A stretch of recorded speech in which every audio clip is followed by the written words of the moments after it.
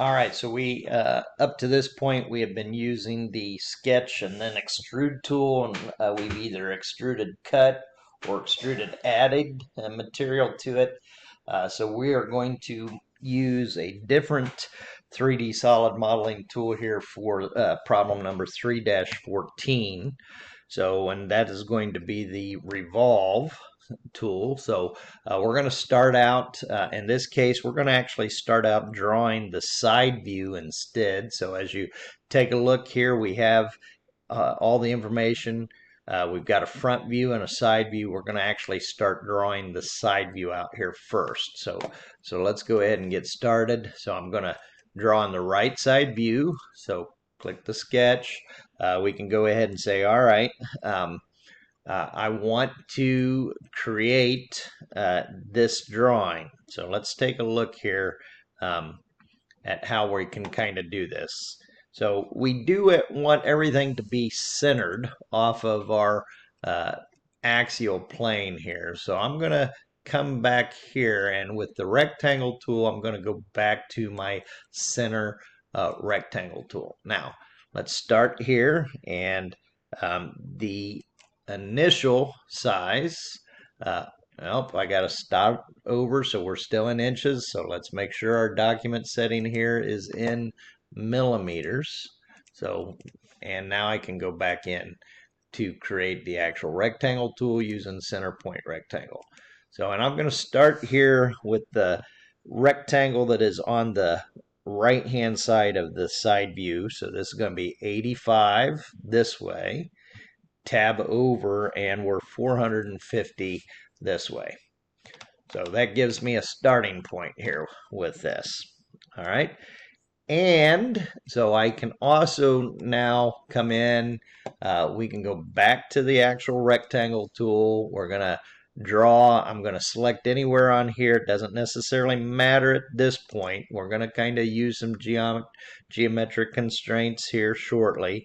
This is 230 minus the 85. So let's see if this works. I'll go 230 minus 85. So, and see where I got that from. So I'll show you in just a minute. And this is going to be 200. So 230 minus 85. I'm going to tab over, and this is 200 millimeters here. And I'll go ahead and hit enter. Now let's talk about where I found and saw those from. So right here, as we take a look down here, there's 230 minus the 85, which gives us 145. And then I'm at 200 on this dimension here. So let's kind of move this over right now to get that in place. And we need to dimensionally constrain these because these are about the origin. So let's go ahead and put a dimensional constraint. I'm going to constrain this line to the center, and I want that to be right at 100 millimeters, exactly half. So that's constrained.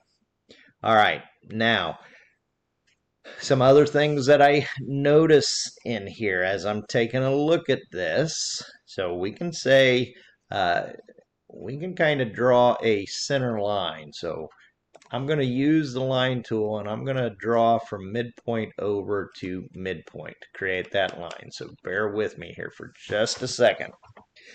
And at the same time now, I'm going to create another rectangle tool. So let's go back to my rectangle tool, the center rectangle. Let's go off of this midpoint, and we're going to say this is the whole size. So we've got a 140 millimeters here. So I'm going to go tab 140 millimeters, tab back over, and I can say, okay, well, we know at this point that this dimension, of course, is 230 overall. So I'll put 230. All right, now I've got these different rectangles here as well. Now I'm going to go and trim some stuff out so you can see what I'm doing. So I'm going to trim these out. So, and we're getting rid of some of these points. So I got rid of that here. So, and we've got all of that gone. So now let me escape out of here so you can continue to see here. I'm going to get rid of some of these other lines that are kind of getting in our way. So I want you to make sure you're understanding what's going on here. And we're going to delete out. So everything except for that center line. So let's kind of get rid of all of that. All right, now I've got this particular line here. I don't really need that either because that's our axis. So now I do need to maintain these constraints. So I've got to maintain some geometry and some constraints here with this. So let's kind of also bring this back in, make sure that that is constrained to that line, the 70 millimeters. So that we've got these constraints, and I also need this constraint here so that we've got all of our sizes here. So now with this in play, so we're ready to finish this sketch and do our revolve. So let's see how this works out. Now I can go to my revolve tool. So we're going to select both of these, and then the axis that we're looking at here, again coming over here to our origin. So take a look and think about which axis we're going to revolve this about. Well, it is the y-axis here. So, and click and OK. So there is our revolve. So let's take a look. So that's what we're looking like so far from the front view. Coming over to the side view, so far everything looks pretty good in that terms. So let's go back into our home view. Now we're going to come in here and we're going to basically place and create a sketch. Now I'm going to show you, in this case we want a point. So I'm going to create a point, and that point I'm going to make sure that it is right here on the y-axis. So because we know that point's there, and we're going to dimensionally constrain that point. So let's go from here to there. We know that this is on a bolt circle. So if we look at this, that bolt circle is 350. So 350, and then of course we divide that by 2 to place that. So 175, because that is the radius. We know that there's another one here and there's another one there. I'm not too concerned with those right now, so you'll see why in just a few minutes. So let's go ahead and finish the sketch here at this point. So because now I want to actually create and use that for a hole. So I'm going to create a hole. I'm going to create a hole on that point. Now, notice before our counter bore is still in there, so this is just going to be a simple hole. So we're going to change this to simple.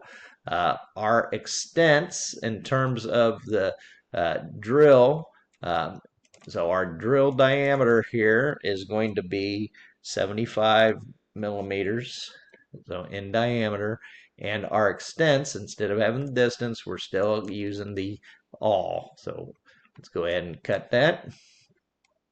So that puts the hole in, and now we're going to use, instead of using the rectangular pattern tool, we're going to go ahead and we're going to use the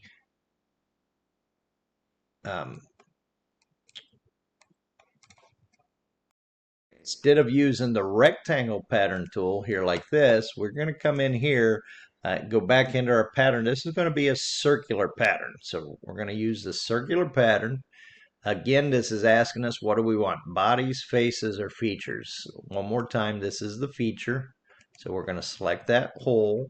So the axis it wants to know, we're going to basically use this center axis. Let's kind of shoot this around so we can kind of see. Now notice, this says we want a full distribution. It's got 3 holes. So this is a pattern here. So, well, we know that this is going to have 4 holes. Let's take a look at what some of the rest of this stuff is. This full distribution. What if we said it was a partial distribution? So when we could set 180 degrees, we could say 90 degrees, we could say 135 degrees. So we could make some changes here, but in this case, we know that it's not partial. It is indeed a full 360 degrees. So go ahead and click OK. And at this point now, we have our part looking exactly the way we want it. Let's just double check. So here's what it looks like from the front.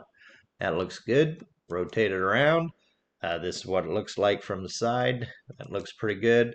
And here's the isometric. So we've got drawing P3-14 using the Revolve tool to create this particular part. Let's go ahead and save it. P3-14 hyphen the first initial followed by the last name. Make sure that it's in chapter 3. So we'll save that. And now we can go in and create our actual working drawing. So again, since we're in millimeters, the ISO standard comes up. Let's change that to ASME.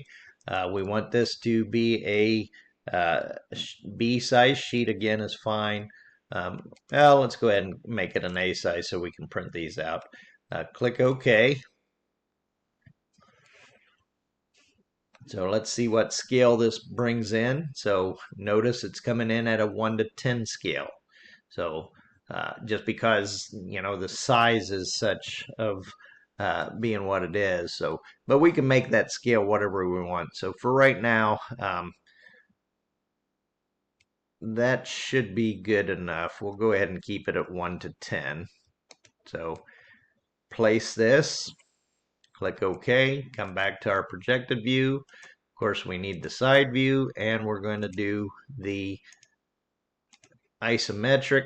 So get those placed, come back up. Let's edit the isometric, make that shaded, close that off so we can get that. Now, again, at this point, you can see, go back and confirm, try to figure out exactly what's the relationship. So these hidden lines are basic right here. This line and that is the hidden lines for this hole.